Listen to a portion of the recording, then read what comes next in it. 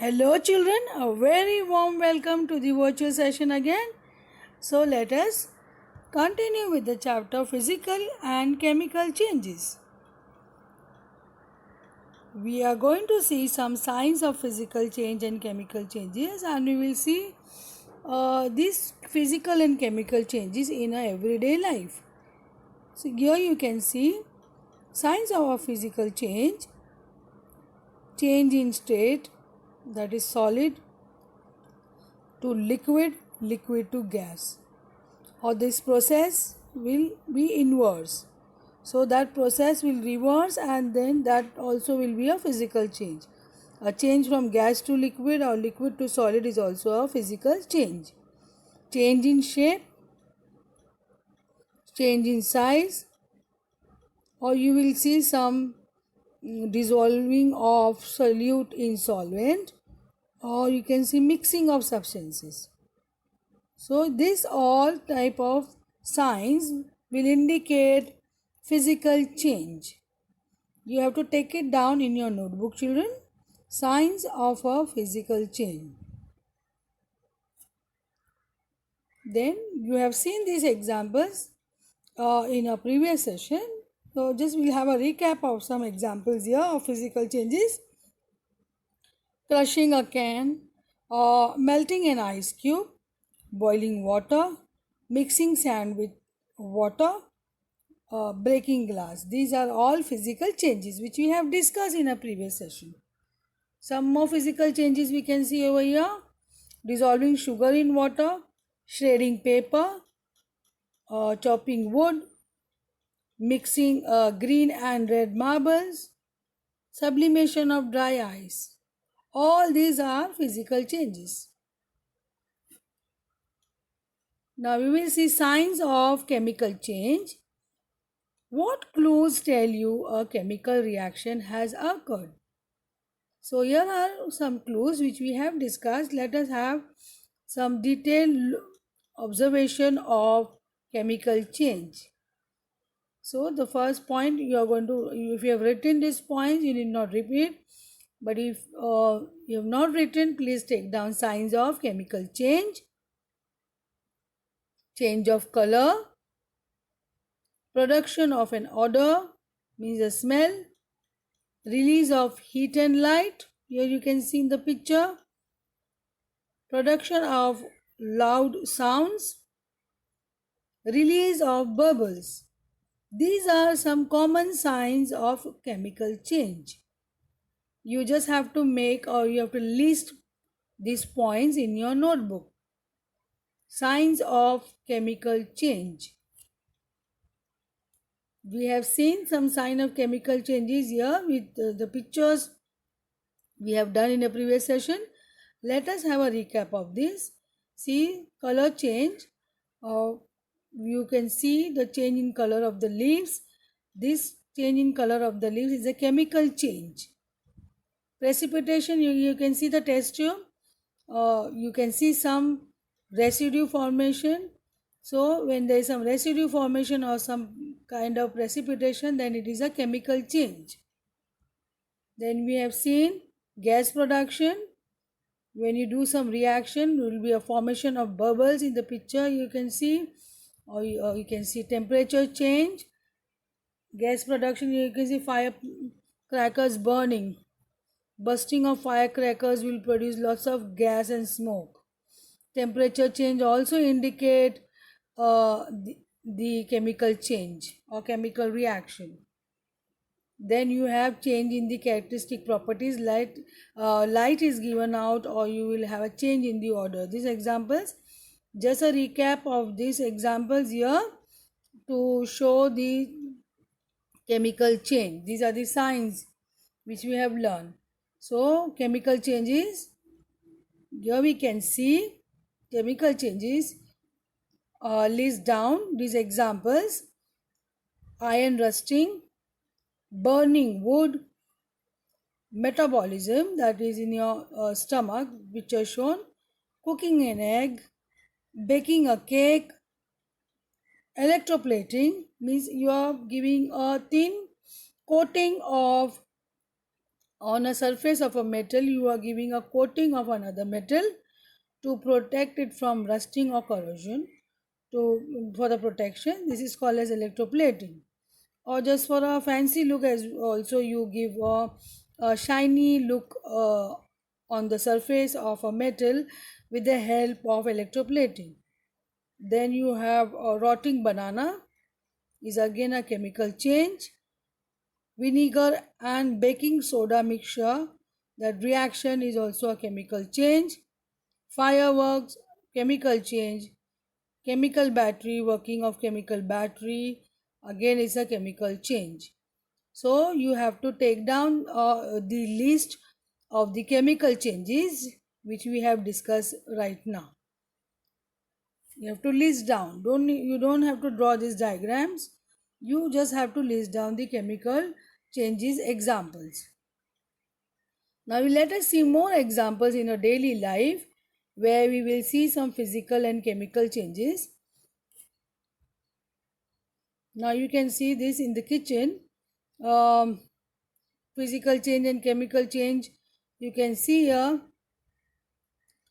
Over there you can see ice cubes kept in a glass will change to water, will become convert to water. That will be a physical change. This is in the kitchen, and in your day-to-day life you just can just relate. A child eating an fruit there, an apple I think. So it's a digestion. When she will eat, digestion process is again a chemical change. Here you can see a person preparing ingredients for baking. So that baking process will be where you will put in the oven. That baking process will be a chemical change. Then you can see a cooker on the gas stove. So the combustion process happening there, because when you on the stove there is a combustion process of burning of the fuel. So combustion here will be again a chemical change. You can see a plant over here preparing its own food. Green plants process of this preparation of food by the plants is called photosynthesis, is a chemical change. So you yourself can go in the kitchen and find out the various process and the way the change happening. You can find out whether it's a chemical change or a physical change. Is it clear, children? So this is in your day-to-day life. So children, here we have examples in daily life of physical changes in daily life and chemical changes in daily life. We will see the examples. These are not the pointers of differentiation between physical changes and chemical changes. They are the examples. So here we have physical changes: freezing of water to form ice cube, boiling of water, again physical change, dissolving sugar or salt in water, again a physical change, melting of wax to form different shapes of candles. This is also physical change.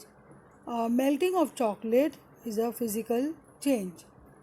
Evaporation of sweat is a physical change.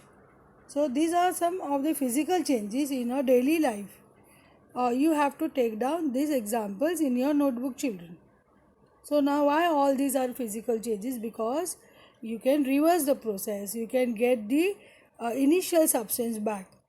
Like for example, melting of wax, you melt wax and you get different shapes. You can mold it into different shapes. You can make different articles of wax. You can get fancy articles of wax. You can melt it again. You can remold it. So you can get different shapes of candles and different articles also you can make. Again you can melt wax. So it's a physical change. Melting of chocolate also, you can get different shapes of chocolates. You can mold it. Then again you can melt chocolate. You can melt the mold and then you can get the chocolate again. Evaporation of sweat is again a physical change, because water is just converting into vapors. Boiling also, water converting into water vapors. Sugar and salt, when you dissolve in water you can get it back. freezing of water to form ice cube. You can get the you can melt the ice cube and you can get the water back. So these are all physical changes. Now your chemical changes, here you have some more examples in your daily life. Boiling an egg to get hard boiled egg, burning of fossil fuel in motor vehicles, respiration in living organism, photosynthesis in plants, digestion of food in our body, baking a cake. Now all these are example of chemical changes. Like boiling an egg will change its chemical composition completely. You once you boil the egg, you will not get the original egg. It means it's not a you cannot reverse the process. So once it is boiled, you cannot get the original egg back. Burning of fossil fuels, once it is burned, chemical composition will change. Therefore, you will not get the initially what you have used. Respiration in living organism. So when living organism respire, it's a chemical change because there's a chemical reaction happening, breaking down of food, and carbon dioxide and water vapor will be released. Therefore, you cannot reverse the process. Photosynthesis, plants prepare their own food with the help of sunlight, chlorophyll, water, uh, and all that is used up to make their food, that is carbohydrate. So once carbon dioxide converted into carbohydrate, you cannot get the same carbon dioxide back from the carbohydrate by simple process. So this is a chemical change. Digestion of food, once the food you eat, the digestion will change its chemical composition. Therefore, it's a chemical change. Baking a cake, again, ingredient which you have used initially, once you bake the cake, you will not get the ingredients back. So, here are some example of chemical changes. You have to note it down in your book, children. Then you have an assignment to do for this session. Changes around us. You have to, from this example, you have to find out physical change and chemical change. So in a daily life, we come across several changes. You have to write this example, and you have to, against the example, you are going to write whether it's a chemical change or a physical change.